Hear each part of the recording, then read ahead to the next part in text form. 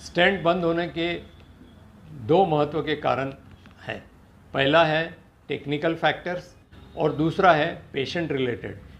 Stent बंद होने के चार मुख्य टेक्निकल कारण हैं।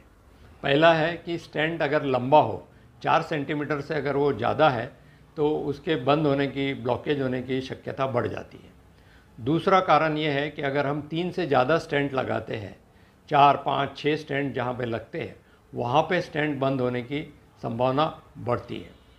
तीसरा कारण ये है कि जो सामान यूज़ होता है, जो हार्डवेयर यूज़ होता है एंजियोप्लास्टी करते समय, जैसे कि गाइड वायर है, बलून है, कैथेटर्स है, अगर इनमें कोई डैमेज हो तो वो हमारी आर्टरीज़ को डैमेज करता है। कई हॉस्पिटल्स में बार बार वही सामान यूज़ करते हैं और वो स्पेसिफाइड लिमिट से ज़्यादा यूज़ करते हैं। उस समय ये डैमेज हो गए होते हैं और उससे अगर एंजियोप्लास्टी की गई होती है तो तब वो स्टेंट बंद होने के चांसेस बढ़ जाते हैं। और चौथा कारण है कि अगर वो प्रोसीजर डिफ़िकल्ट है, अगर स्टेंटिंग में बहुत सारा समय लगता है क्योंकि वो प्रोसीजर डिफ़िकल्ट है, तो उस समय जितना टाइम लगता है ये कैथेटर, बलून, गाइड वायर को निगोशिएट करने में, हर बार वो हमारी आर्टरीज़ को डैमेज करता है और इसीलिए वो डैमेज आर्टरी में ब्लॉकेजेस होने की संभावना बढ़ जाती है। और एक कारण हो सकता है कि अगर ऑपरेटर खूब एक्सपीरियंस ना हो तो उसको टाइम लगता है यही प्रोसीजर करने में,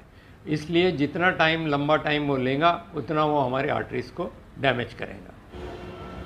अब मैं वो कारण बताऊंगा जो पेशेंट रिलेटेड है, यानी पेशेंट क्या चीज़ें करता है जिससे उसकी स्टेंट बंद हो जाती है।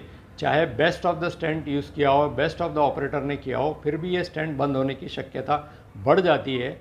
वो कुछ पेशेंट रिलेटेड फैक्टर्स भी है। उसमें सबसे पहले आता है अनकंट्रोल्ड डायबिटीज़। अगर आपका डायबिटीज़ कंट्रोल में नहीं है तो चांसेस है कि आपके स्टेंट बंद हो जाए। दूसरा है लोग स्मोकिंग कंटिन्यू करते हैं, जो स्मोकर्स है उनके भी चांसेस बढ़ जाते हैं स्टेंट बंद होने के। तीसरा कारण ये है कि लोग अपनी दवाइयाँ बंद कर देते हैं। जो खून पतला करने की दवाइयाँ दी जाती है स्टेंटिंग के बाद, वो लोग बंद कर देते हैं। वो बंद करने से फिर से क्लॉट्स होते हैं और स्टेंट बंद हो सकते हैं।